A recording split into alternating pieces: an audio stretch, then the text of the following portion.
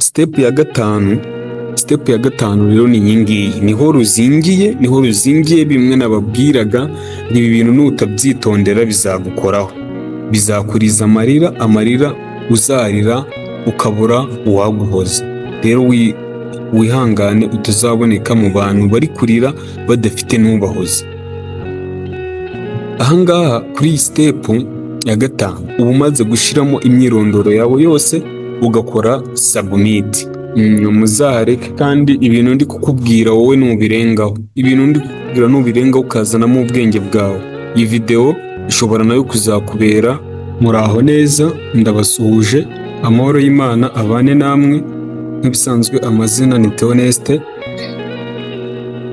Mpaye ikaze abantu bashya mugeze kuri iyi channel ya Menya Nibi TV, umuyoboro w'amakuru agezweho y'ibijyanye na scholarship ndetse n'akazi kabagari haba hano mu Rwanda ndetse no hanze. Na scholarship dukora scholarship zo mu Rwanda ndetse no hanze hose. So rero nimba ari ubwa mbere ugeze kuri channel yacu, turakwibutsa gukora subscribe, ugakora na like ku biganiro dukora. Ikiganiro bantu banjye ndagishakaho like nyinshi na comment nyinshi mu gihe muraza kuba muri kumbaza ibibazo bitandukanye.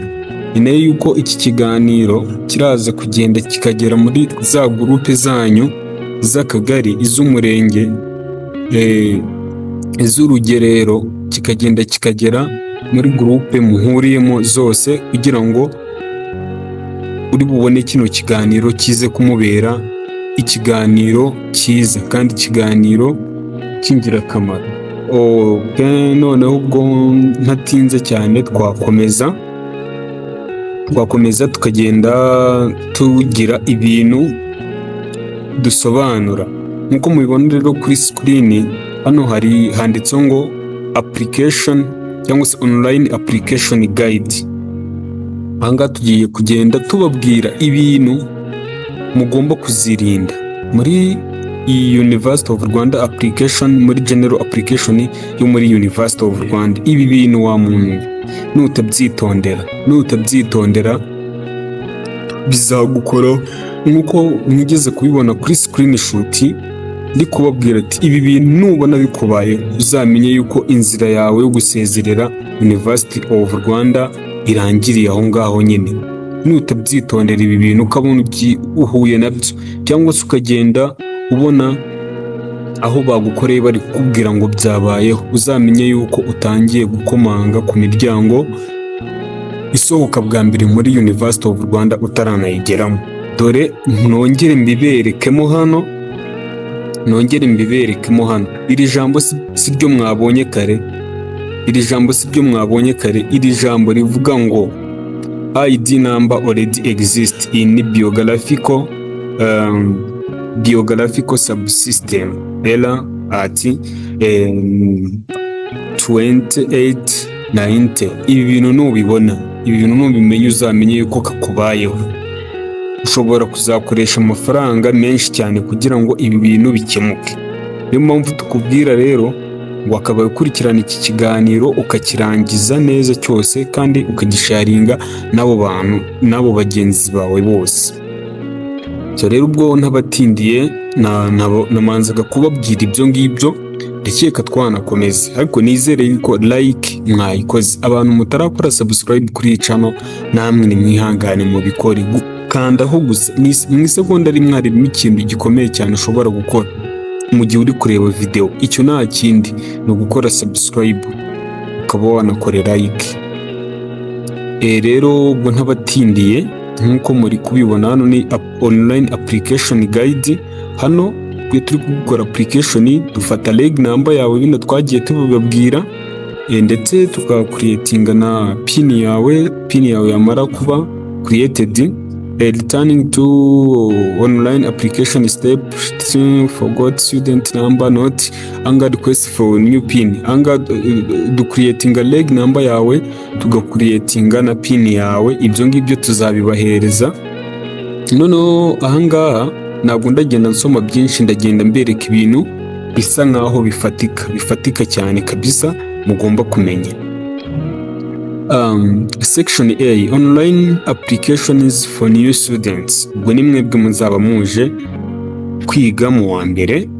Ahangaha tugukorera application nk'uko nari maze kubikubwira, tukaguhereza reg number yawe, tukaguhereza na pin yawe, tukabiguhereza rwose. Abantu muzakorana na Theoneste muzamenye ko izo reg number zanyu muzazihabwa na pin zanyu mukazihabwa, noneho mukajya kwishyura kuri banki, mukagaruka tukabashyiriramo fakirite zanyu nk'uko muba mwazifuje.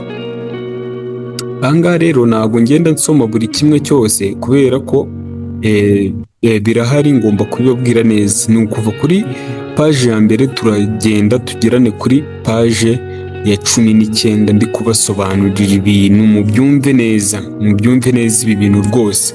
Nimba iki kiganiro ni kiri mu biganiro wigeze kurebaho ukabirangiza. Ahangaha rero, tugeze kuri step ya kabiri.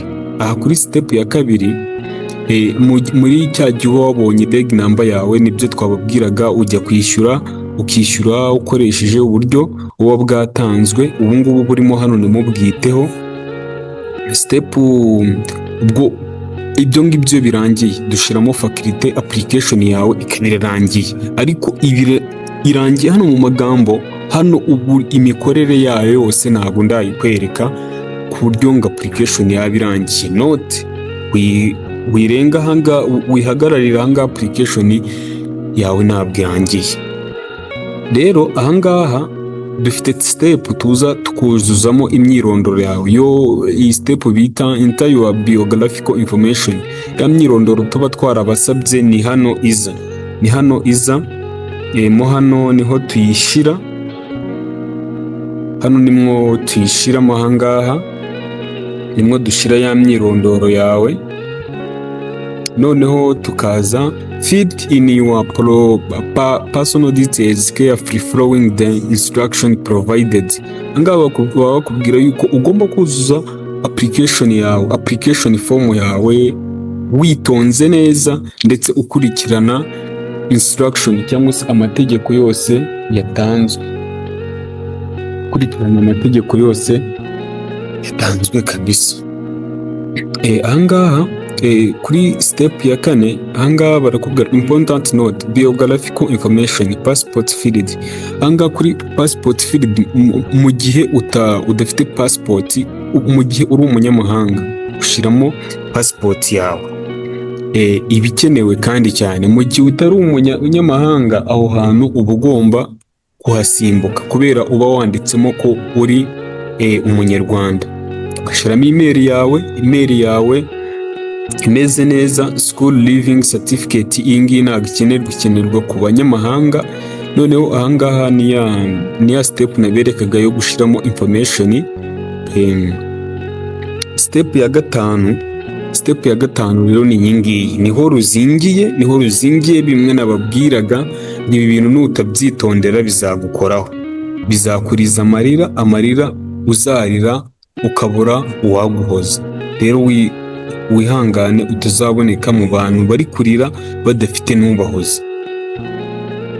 Ahangaha kuri step ya 5 uba umaze gushyiramo imyirondoro yawe yose, ugakora submit. Iyo umaze gukora submit, rero nibwo baguhereza reg number yawe cyangwa student number. Bamara kuguhereza iyo student number, ugakomeza application.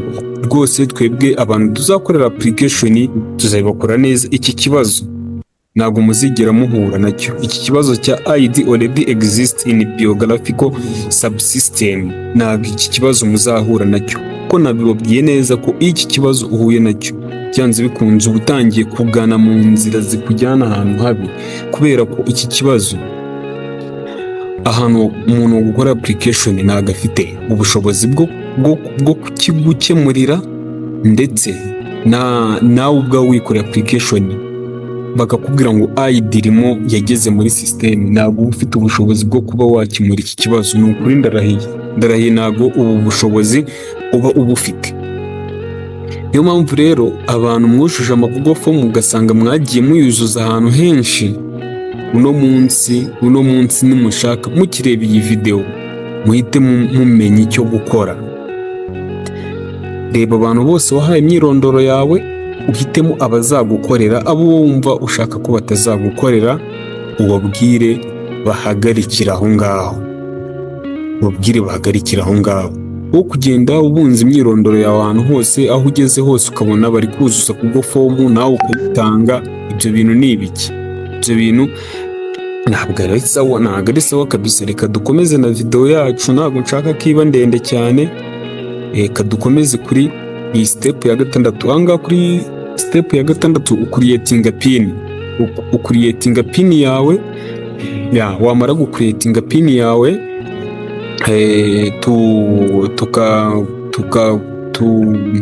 izi pin tuba tuzifite ku bantu tuzakorera, tuba tuzifite tukazibahereza. Ahangaha mu gihe tugeze, reka duse nk'abahasimbuka.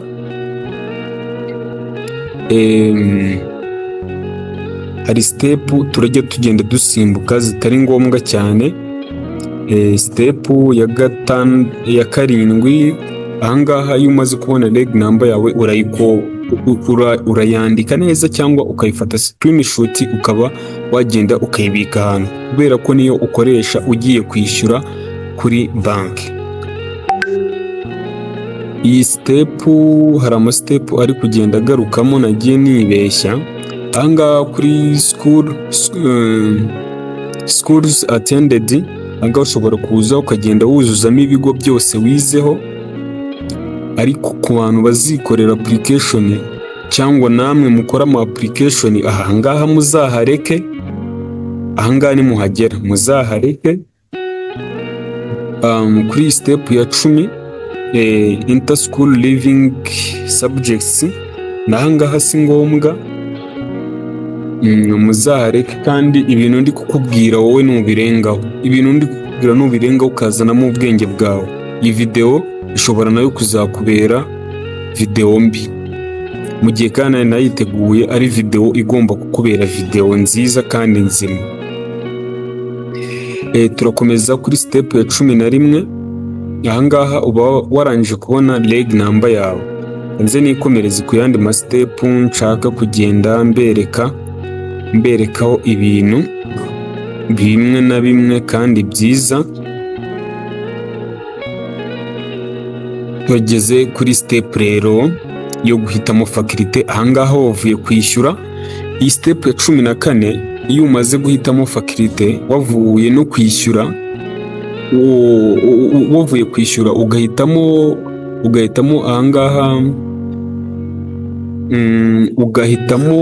ugahitamo faculty zawe. Ugenda uhitamo faculty zawe ukurikije n'ibintu wize, ndetse ukurikije n'amanota wagize muri national exam.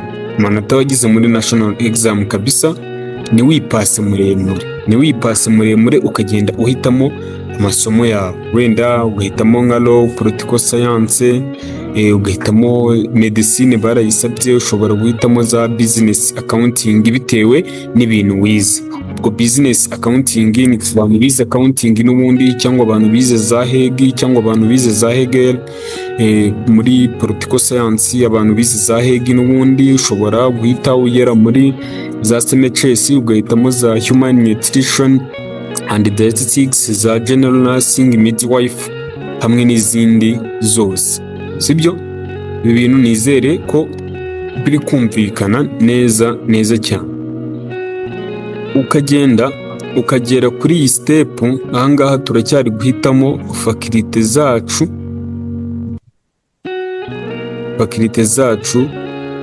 Twamara kuzihitamo tugakora icyo bita submit accept application. Ahangaha bakakubwira ngo your application has been received for further processing, thank you. Ahangaha ubwo nimba faculty zose uba wamaze kuzishiramo, ubwo faculty zose urabona uyu muntu yashizemo drama and theatre arts. humanities, arts in humanities, but uzitonde gukora ibintu utazi kandi udasobanukiwe. Icyo kintu nyisubiyemo rwose, uzitondere kuba wakora ibintu utazi kandi udasobanukiwe. Iyo ibyo rero byose birangiye, ibyo byose iyo bimaze kurangira kuri 20, check your application status. Ushobora kujya ahabugenewe ukareba nimba application yawe yose yarangiye. Rero ahangaha bageze mu gihe cyo gusubiza. Urabona ko uyu muntu ntago bamufashe application without status. Ahangaha ntago baba bagufashe. Iyo bagufashe nzabiberekana byo mu yindi video. Muze kwandika muri comment mumbwire nimba mukeneye indi video ikwereka iyo bagufashe ukuntu biba bimeze muri University of Rwanda. Cyane ko muri kubona hari ahantu handitse University of Namibia, mutaze kubyitaho. Ibyo ngibyo mutaze kubyitaho ni ibanga ry'akazi kanjye. Ibyo birumvikana ko ari ibanga ry'akazi kanjye n'imikorere yanjye ya video. University of Namibia mutaza kubyitaho. Ibyo simbibabwiye mwabyumvise. Section B, online application for returning students. Ahangaha ni igihe baba baragufashe warabaye admitted muri University of Rwanda, ubwo ubuje gukora registration nk'ibisanzwe yo kujya mu wa kabiri. Abantu twagiye dukorera mu application tuzagenda dukomeza tubafashe paka musoje amashuri yanyu muri University of Rwanda rwose. Ubwo ahangaha ujya kwishyura ibihumbi 35 byishyura kuri beka cyangwa ukabyishyura ukoresheje telefone. Ariko mbonereho kuba nagaruka hano, nimba application hano nimba baragufashe, ahangaha tugeze nimba baragufashe uzakora ikintu bita registration. Muri kwibona hano registration. Iyo umaze gukora registration wishyura amafaranga 60 kuri beka. Iyo umaze kwishyura 60 kuri beka, nibwo uba ubaye umunyeshuri wa kaminuza University of Rwanda, ukazatangira kurya ya mafaranga batanga, amafufu n'amafaranga, nawe bikajya bigufubika. Arega nibyo mba mbabwira, buriya nibyo mba mbabwira kabisa. Ubwo ngubwo rero ahangaha